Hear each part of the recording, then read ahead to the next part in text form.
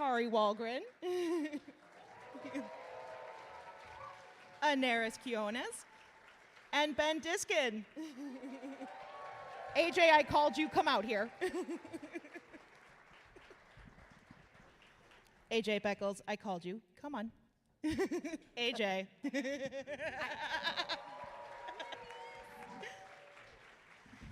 I am going to let our panelists introduce themselves in just a moment here. I just need to be the party pooper and give you some ground rules. I know. Like I said before, we are only taking questions through the Q&A form. Please do not shout any questions. They will not be answered. And then please just don't block the view of our ASL interpreter. We do want our attendees who benefit from their services to be able to see them. And with that out of the way, I will let y'all introduce yourselves. Awesome. Hi, guys. My name is AJ Beckles, and I voice Okarun in DanDaDan. Hi, guys. I'm Abby Trott, and I voice Momo. Hi, I'm Ben Diskin. I voice all of the problematic aliens. Hi, I'm Anairis Quiñones, and I'm the voice of Muko. Get it, girl? And I am Kari Wahlgren, and I voice Hot Granny Seiko. Good taste here, I see. All right, let's get started. Our first question, what is the most challenging scene, no spoilers, recorded in the booth? Oh, no spoilers. Now, this is tricky. Can we get a show of hands? Who all has seen the show? Okay, good. Okay, All so right. if we... Oh, you too! What? No. So are we okay if we mention scenes? Are you guys I'll try alright not to if be we're- super specific, but Yeah. I can't. But we'd love to be able to, like, dive deep and tell you, like, certain stories about certain scenes if you're okay with it. Is it everybody okay with that? Show of hands. Okay. Do you guys want to start? Do you want to? You're our lead. You're the AJ. lead. You do it. You Okay. go first. Hey, everyone. So challenging. It depends on what you mean by that, but I kind of look at it technically, like in terms of vocal health and stuff like that. The most challenging for me is, or for me, was season 2 when Okarun is fighting Evil Eye, and he does all the counting. So he counts to 20 like 5 times. That was really tough because I had to match the timing and give the energy and act. And when we first started doing it, I would record 1 through 11. So I'd go 1, 2, 3, 4, 5, 6, 7, 8, 9, 10, 11, 12, 13, 14, right? Because we'd have to stop so I could catch my breath, but it just didn't sound right. So we ended up doing it all, and then I was like, it's not working. I don't think it sounds good. And Natsuki Hanai in Japanese did such an amazing job. And I was like, I'm not going to let him show me up. So I was like, hold on, Alex. And Alex Von David is our director. And I said, what did you professor so and I just went for it. And that took a lot out of me. But I'm glad that I think it came out well. The only other thing I would say is episode 4 of the first season, I believe, is when Okarun and Momo are leaving. Okarun is leaving Momo's house after the events of the first couple episodes with Turbo Granny and everything like that, and they're not quite sure whether they're going to see each other again. So they have this scene where they go, is it goodbye or goodbye, right? And that was a little frustrating because it was hard to kind of get that feeling across with only those words, because it was just, is it goodbye or goodbye? Goodbye or goodbye? And I was like, I wanted to make sure that came across what we were actually saying, and that was kind of tough. And I had to take a pause because I was getting really frustrated. We decided to come back the next day. Abby had recorded, and then it clicked, but that was kind of challenging too. That was a good answer. Thank That you. was a great answer. Oh, we all got to follow that now. Great. No, we should go to the next question. There's no fun. Mine was from one of the episodes where the Serpoians are basically juicing up the lobster alien with basically super juice. And the way they do it, okay, so in Super juice. that's the nicest way I could put it, because it might be something else, and I don't want to say it in a polite society. Could you warn me next time you're going to, because I almost spit-taked my coffee. Well, they Amazing. I don't know if we could have afforded that. That's the only reason why. I Probably think we not, but didn't. it would have been amazing. I think so. I've never heard that story, and that's amazing. Yeah, that's super It's cool. weird, right? The question was craziest scene to voice? Or most challenging. Challenging? It's not really challenging to be Muko, though. I'll defer to Kari now. Yeah. Okay, well, I mean, the only thing I can remember that was like a little tricky is that Seiko had a very distinct laugh, and they really wanted it to be similar to the original Japanese. So we did a lot of listening to the Japanese, then trying to sync it up to her weird mouth movement, so it would be like, so I just remembered that, and then her mouth would be like, I want to see how that looks in ASL. Can you go like that? Do you want to switch, AJ? Oh, no, it's okay. Sorry, that was just for me. But it's hard because you have to sync it up to the mouth movements, and it was such a bizarre laugh. But they really felt like it was such an iconic part of the original Japanese performance that we worked really hard on that. Awesome. So, for the whole group, have you experienced anything supernatural ever since you started voice acting for DanDaDan? No. You sound so wish. disappointed. I'm very sad. Since we started, or just in general? It says since you started, but has it got weirder since you? Oh my gosh. Have the possessions gotten worse, Kari? Listen, I have tried the exorcism at least 6 times. It's just lodged in there, pal. I don't know what to tell you. Not since we started, but we get asked a lot if we believe that there are aliens or ghosts. And so we have ongoing debates, I think, all of us, about this. And I firmly believe that both exist. And I firmly believe that we have discovered aliens, and the government has admitted it, and it just was page 5 news, and everybody moved on like that wasn't, holy crap, there are aliens. And yeah? You guys have seen this in the news? It's just like, yeah, Yeah, but eggs are like $10. Yeah, and we got I taxes. Yeah. fire. Since DanDaDan started, no. But I guess, like, when I was younger, I want to say, like, maybe 11, 12 years old, I remember, like, seeing, like, a weird orb. And I was like, what is this? And then I looked it up later, and apparently orbs are, like, a form of supernatural appearance, which I didn't know. That's cool. So I was like, oh, nice. Well, that was very underwhelming. I used to do lucid dreaming, and lately, You used to dabble in lucid dreaming? yeah, That's yeah. cool.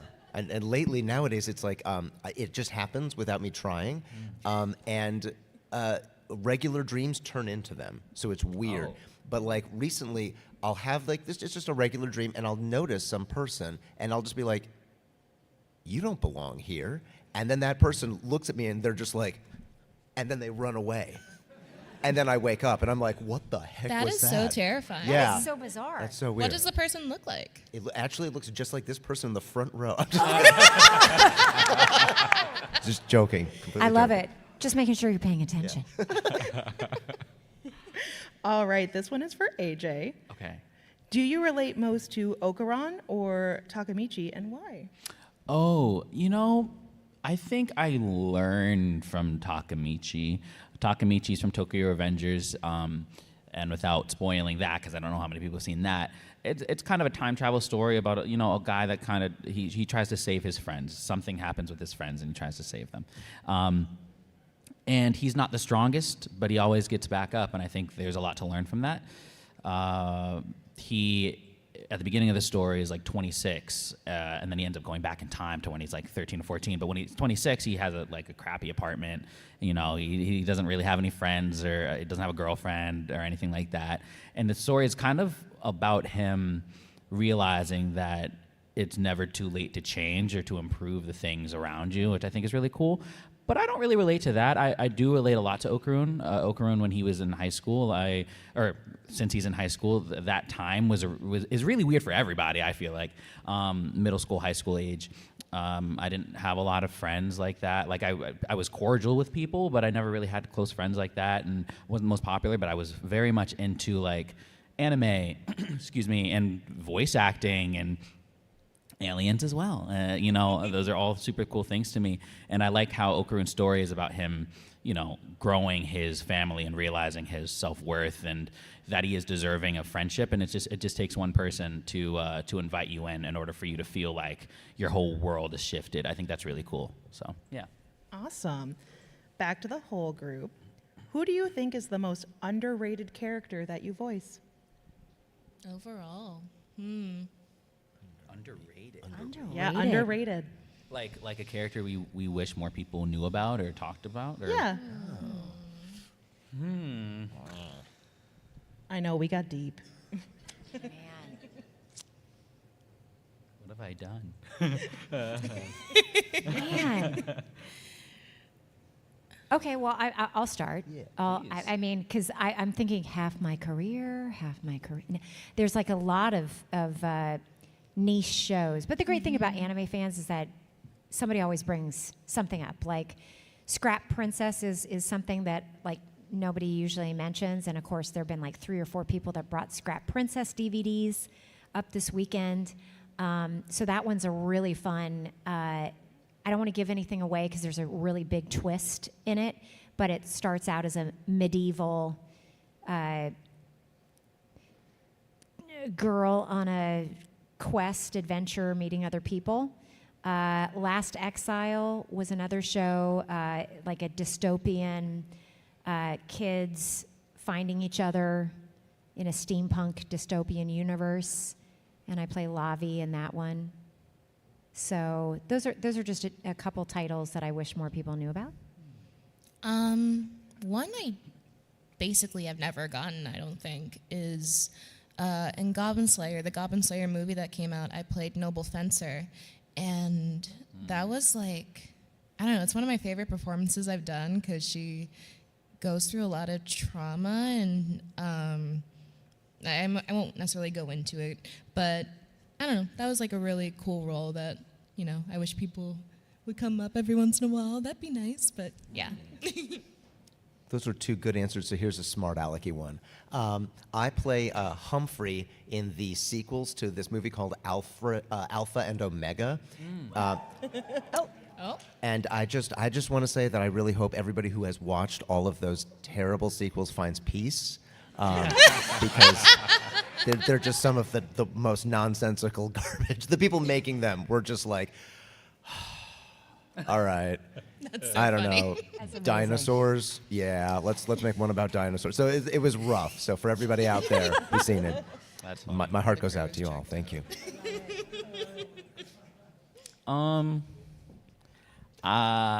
There's a couple.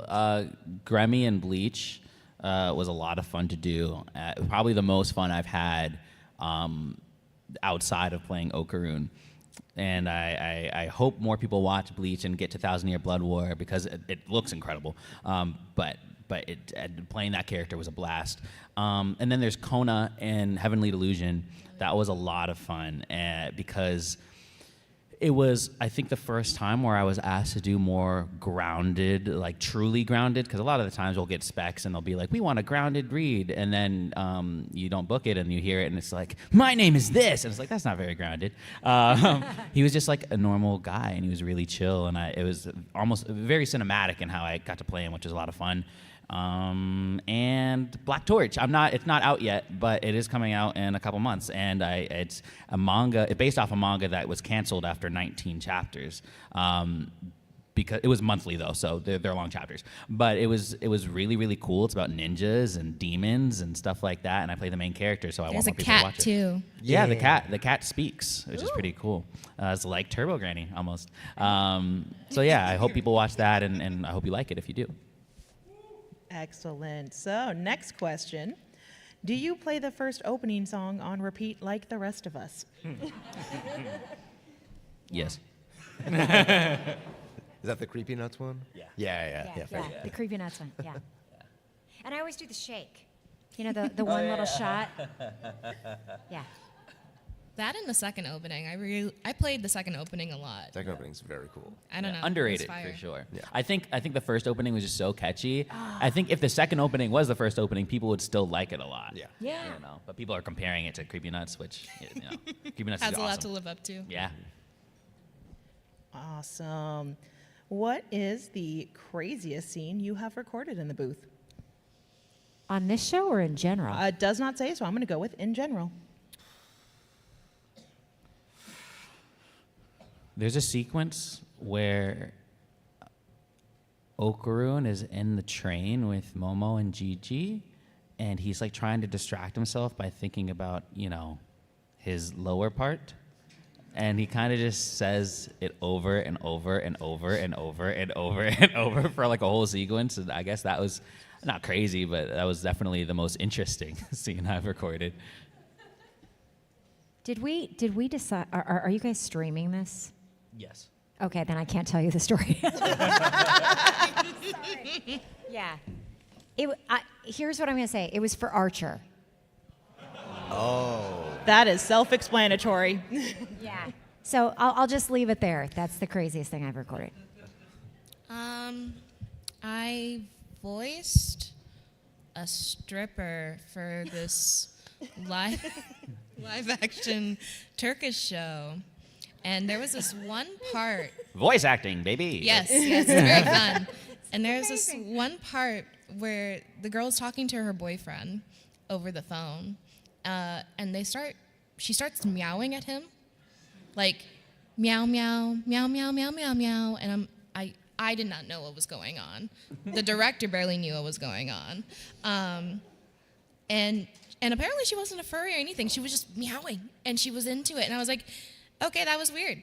Nice, awesome. Thanks for bringing me in for this, director. That is insane. Yeah, it was really funny.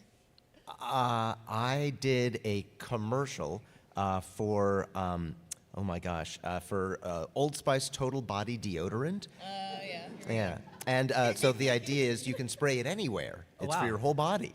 So, Anyway. because, people smell in various places. And so I play, this is voiceover only. It's an audio thing. It's not, you don't see anything on TV, thank God.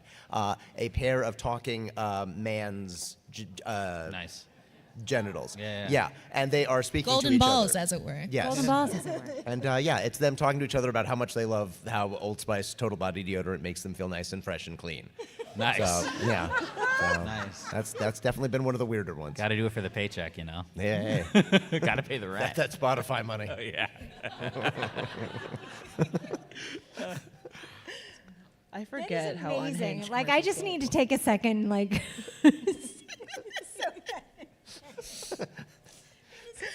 I'm sorry. Don't say soak that in after that. No, Yeah, that's, let's not say that's the worst way you could have put it. That is that's amazing. All right. What is your favorite quote in DanDaDan that genuinely made you laugh? Made me laugh. This isn't a quote, but it's just AJ screaming. AJ has like this amazing it's not like a girl's scream, but it has that like high pitched like thrilling like thrilled energy. It's like really funny.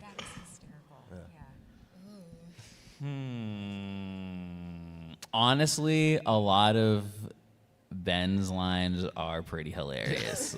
The way, because I was like, when I first came in, I was like, who voices the aliens? And they're like, Ben Diskin. And I was like, that's perfect. A lot of Ben's line. I do like, Gigi has a part where he comes into the classroom, like where he's first getting introduced to everybody. And I think he's like yelling because he's like, I live with Momo's parents because they're progressive or whatever. I was literally just thinking of that. It's like, it's so progressive. And then He says it's so funny. Muko or whoever or Momo like covers his mouth or whatever. I thought that scene was funny. I don't know if there's anything I've recorded, and there's a lot of balls stuff. I think he's talking to Peeny Weenie. What are we talking? Peeny Weenie. He's talking to Peeny Weenie, the like alien crab boxer dude. Yeah. And he's like, if I give you one of my balls, will you be able to sell it and get enough blood to feed your son or something? Yeah, that's DanDaDan, so yeah. I think my favorite one is "Who Are Done Bitches" from Oh, Turbo yeah. Granny. Yeah. That just got me every time. I don't know why, but season 2, when Seiko and Taro are in the forest and they're, he's got evil eye or whatever inside him, and he's like, I'm falling apart, and blah, blah, blah. And she's like, well, I don't know, just throw your innards in a shopping bag or something. And I kept laughing so hard during that line and ruining the takes that they finally said, Kari, we're on a deadline. You've got to stop. You gotta reel it in, Kari. You got to reel it in. And I don't know, I just put them in a grocery bag or something. I don't know why. That one made me laugh. Love it. All right. So, what is your favorite episode, and why is it Acro Silky's backstory? Yeah. It truly is my favorite episode. Yeah, I think it's just so beautifully done, and Okarun is not a big part of it. It's just so cool, and I think it's like placed like right in the middle. It's perfectly placed where you get these first couple episodes that are more silly and fun, and then all of a sudden you get this. Yeah. Like, where did it even come from? And it was so beautifully like adapted. They added some stuff and things that weren't in the manga, which is really cool, because I knew it was coming because I read the manga before the anime came out. But yeah, not a dry eye for sure. Yeah, that animation was really well done for that episode. But I will go against the grain because my favorite is the episode with the train in season 1. Was that episode 4? Episode 4, season 1. I think What so. happens? Well, when they defeat. Oh yeah, that's episode 4, I believe. Yeah, episode 4 was just so entertaining. I loved it so much. Oh, that was when they had the music. Yeah. Yeah, beautifully animated, great performances, great music. It was great. Mine is the exorcism episode. Oh yeah, it is fire. I freaking love hair bands. Like in real life, I'm just a huge 80s, early 90s hair band lover. And that episode was everything I wanted in my life. Aw. And my partner is also like a rock drummer from the 80s and 90s. And so I was like, you have to watch this episode because like you totally look like the drummer. And so he was like, man, these guys look like dudes I've played with. So yeah, I love it. I need, like, I wear vintage rock shirts a lot to conventions and just in my day-to-day life, and so I really want them to come out with a T-shirt that's like looks like a vintage rock band shirt, but with the Exorcism rock band on it. So I don't know. Can you guys make that happen for me? Because I want that in my life so badly. MBS, please. Make it so, internet. All right. What is your favorite anime to watch? Ever? Probably still Death Note for me. That's pretty good. Yeah, that one always cuts deep. I think I've seen probably the last episode of that series like over 100 times. I just think it's really great. All the moments are really awesome. Yeah, that's a solid one. I mean, Fullmetal Alchemist is always a classic. Either version. I love Fullmetal Alchemist in general. But also Madoka Magica is a really Yes. good to rewatch as well. Correct so- answer. Yeah, I don't know. There's a lot of good ones, so it's hard to pick just one. Oh boy. I think I don't want to be wrong. There's no way I can be wrong, but I don't want to be wrong. It's an opinion. I know, but like, what if I'm betraying myself by saying the wrong thing? Because you know how like you say something, then after the fact you're like, dang, I should have said this other thing. I'm also kind of Full Metal Alchemist team. Wrong. Well, hold on. I like the original more than Brotherhood generally. I do like the end of Brotherhood more. I'm right, he's wrong. My favorite movie that is also an anime, but in general, my favorite movie is The Silent Voice. It's amazing. So yeah, I would watch that a million times over. If I had a friend that hadn't seen it, I would force them to watch it for sure. I just want to note that I've been trying to get him to watch so many sad anime. He will not watch Violet Evergarden with me. He will not watch any of the sad ones. I refuse. But he will rewatch that as much as he wants. So I don't understand. I really don't. Okay, mine's not going to be an anime, but it's an animated series, and it's Batman, the animated series.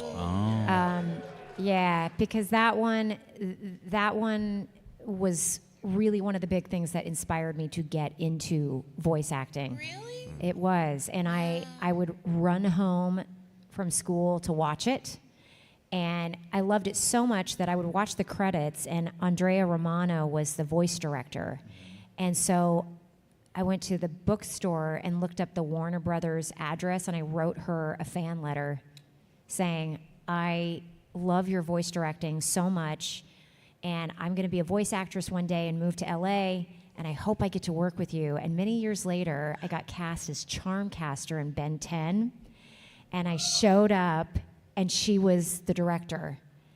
And so I had to try not to burst into tears and go into the recording booth and record and be directed by this phenomenal legend of a woman.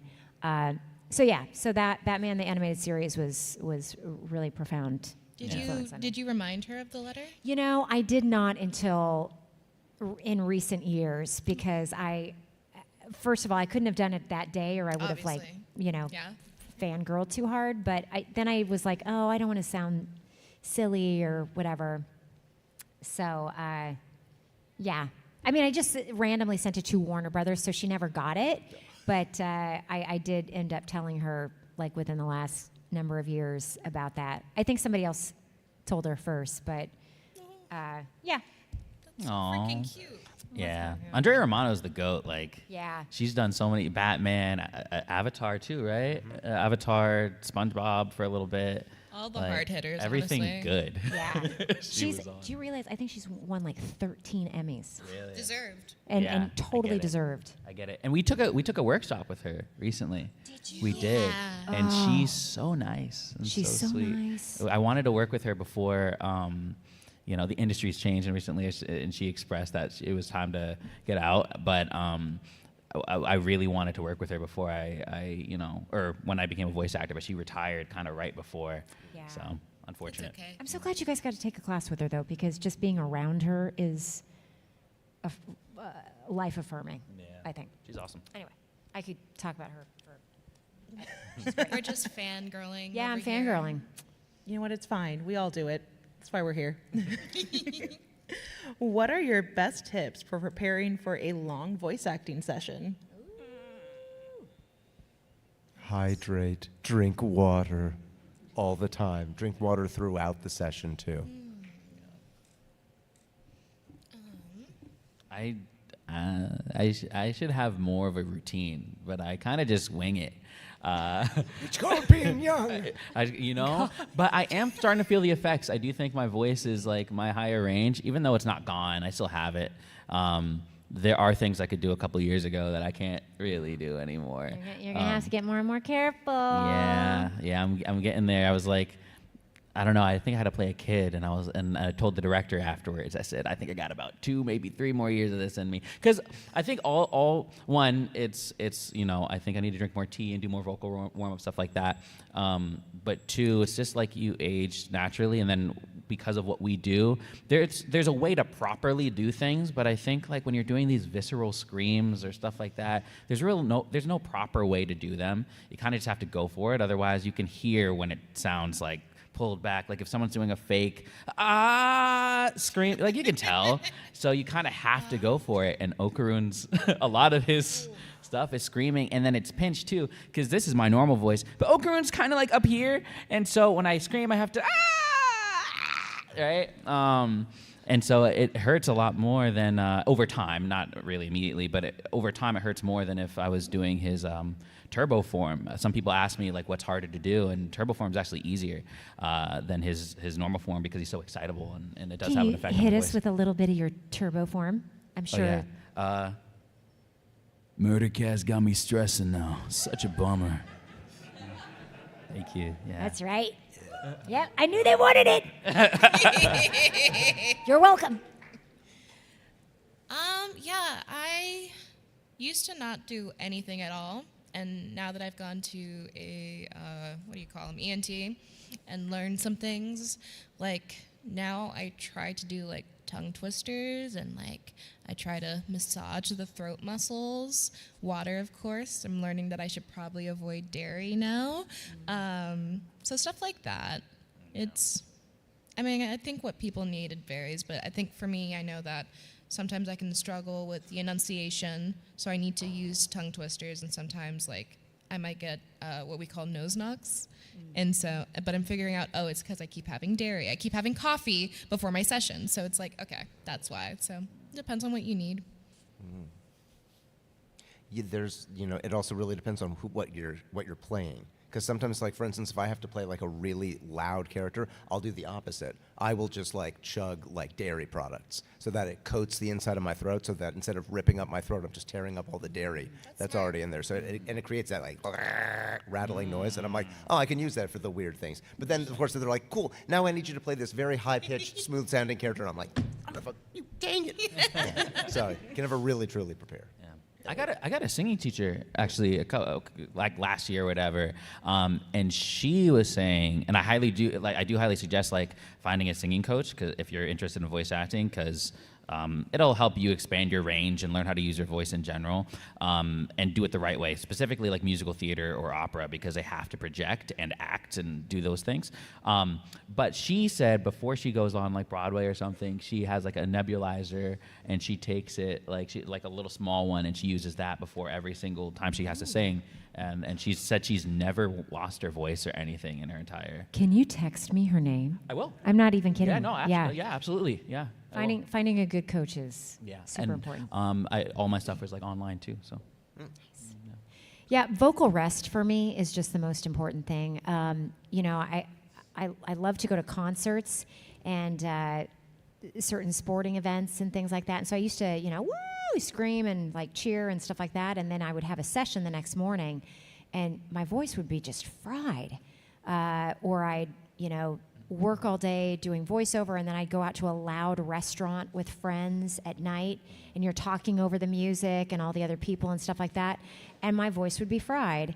And so now I really prioritize vocal rest. So when my friends really tease me, because now if I go to a sporting event or a concert, I'm just an aggressive clapper. So I don't yell anymore. If my voice at the end of a workday is super tired, I won't go out to the loud restaurant. Or, I will lay low and just not talk in the evening, so that I will be ready for those long sessions the next day. I went to my first concert last year, and it was for Beyonce, so very, very good concert. But I had no idea how much it affects your voice, right? So I had a session the next morning, because, obviously I'm singing the song, I am cheering for Beyonce, I'm having a great time. Next morning, I managed to get through the session, but I was like, my voice is still tired. Wow.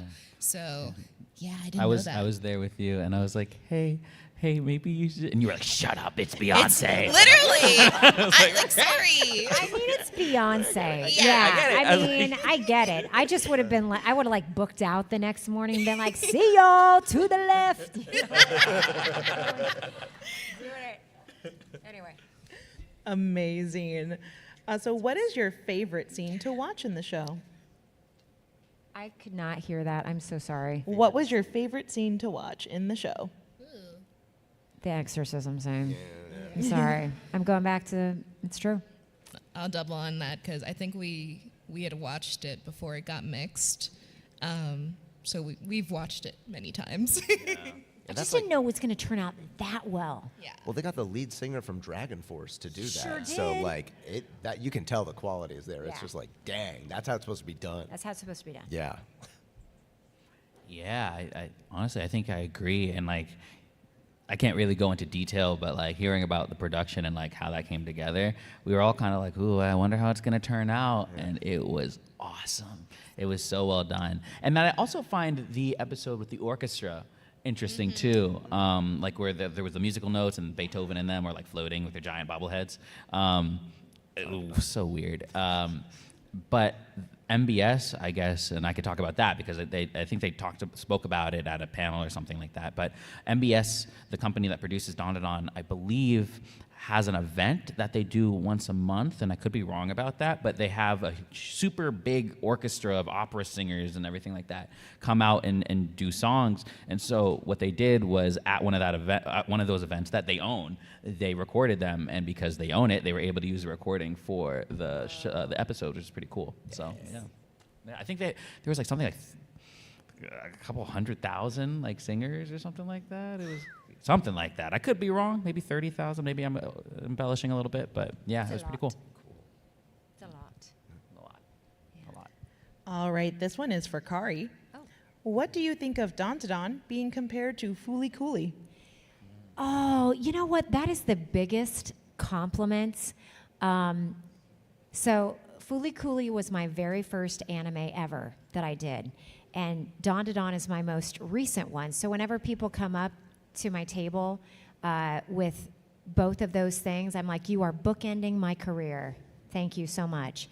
The other thing that's awesome about that is that Nauta, the little boy in Fooly Cooly, was voiced by Barbara Goodson, who voices Turbo Granny in DanDaDan.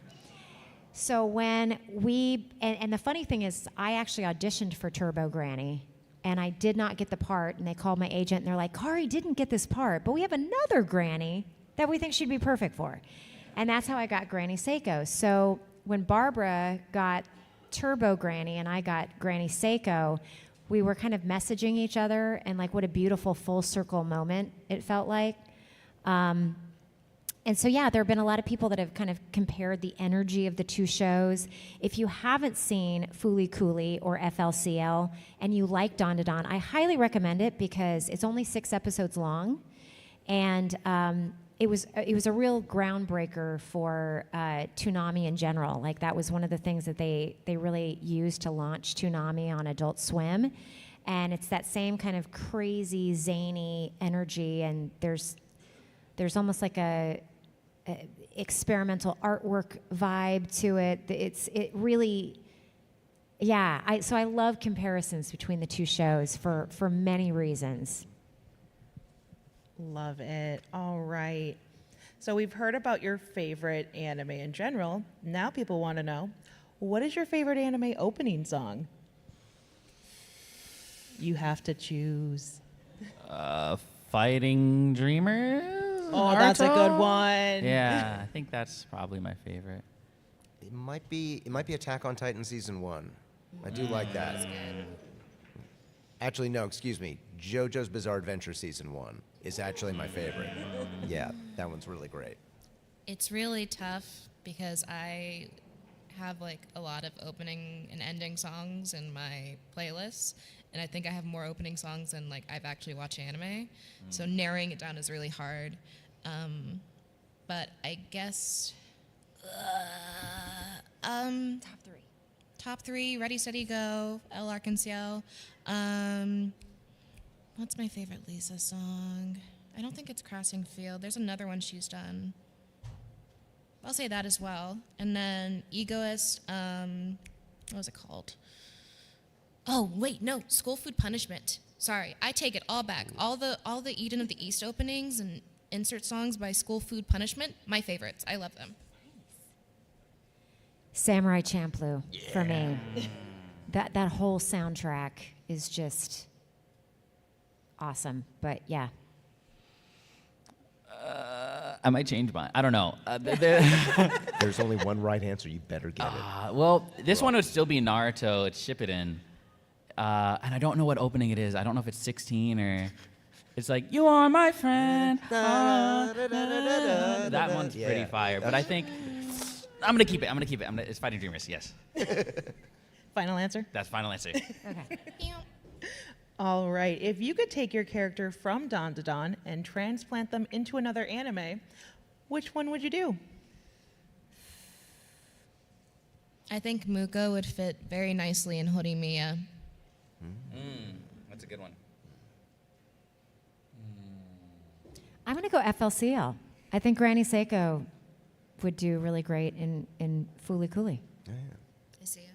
I would put the aliens in Dragon Ball Z just so they can finally get the beatdown they deserve. Yeah. Absolute little creeps. I don't know. We're not leaving this room until you answer. I feel like FLCL is the right answer. Ooh. I do think FLCL is correct. I'll do FLCL. I like it. Well, Welcome. let me give a suggestion. What if he was in Digimon? Digimon? Yeah. That'd be cool. Yeah. Would he be a Digidestined? Yeah. I would assume so. Who would be his Digimon? Oh, he could be like Matrix, like Digimon Tamers. Numemon? And I don't know who his Digimon would be, but I just like the idea of him, like, Yeah. final evolution with a Digimon, and Yeah. then it looks like his turbo form. That'd be that'd pretty be kinda sick. cool, yeah. That'd be pretty sick. Yeah. Yeah. Awesome. All right, I think we have just one more question since we're almost at the end here. What is one thing that surprised you about the voice acting industry that you didn't really know before you got into it? I will avoid hot takes. And it's nothing too bad. It's more so. I think what surprised me is how everyone kind of knows everyone, like and or knows of everyone. I feel like it's this world that's so hard to penetrate, like get into, but then like every voice actor, there's a lot of crossover. Like people go, at least back in the day, anime actors aren't worse, but like a lot of people that do anime do cartoons and do live action dubbing and stuff like that. There's so much crossover, and I think how much it happens kind of shocked me. Because there's people you wouldn't believe that do like promos for your favorite Disney movies that are also the main characters or lead characters in anime and stuff like that, And I feel like we all know that, but maybe the public doesn't. So yeah. How cool engineers are. I think basically every session I've had, like, always the engineer is cool. I don't think I've had a bad experience with an engineer before, so it's like, oh, they're just consistently like A+ people.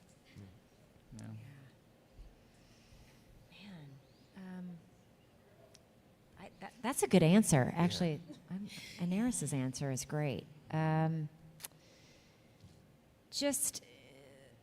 don't think that, I don't know that this surprises me so much, but I think it would surprise other people to know that you never stop auditioning.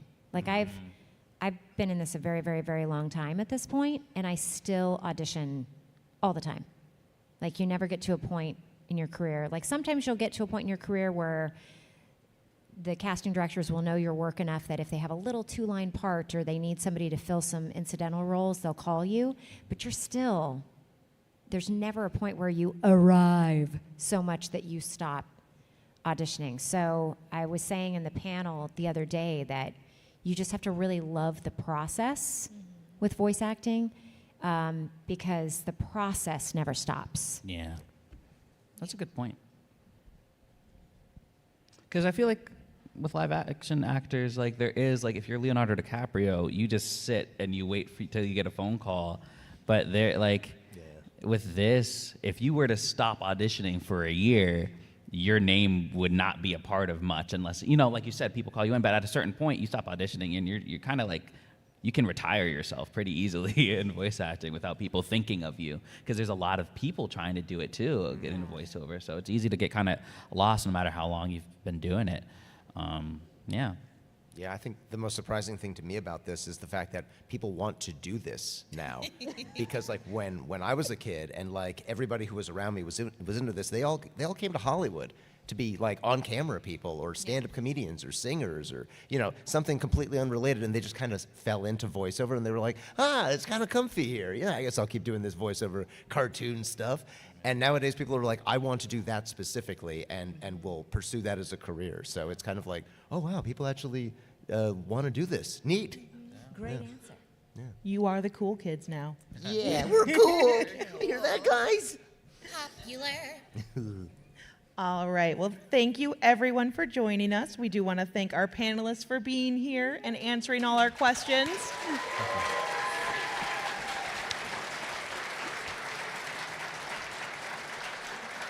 We do want to give a huge thank you to our interpreter as well. Yeah. All right, our panelists are here all weekend. They are located in the Mirage Room if you want to get autographs, and you should want them. Or just say hi. And thank you all for joining us. Thank you guys. Thanks, Appreciate guys. you. Thank you for hanging out. Have a good rest of your con.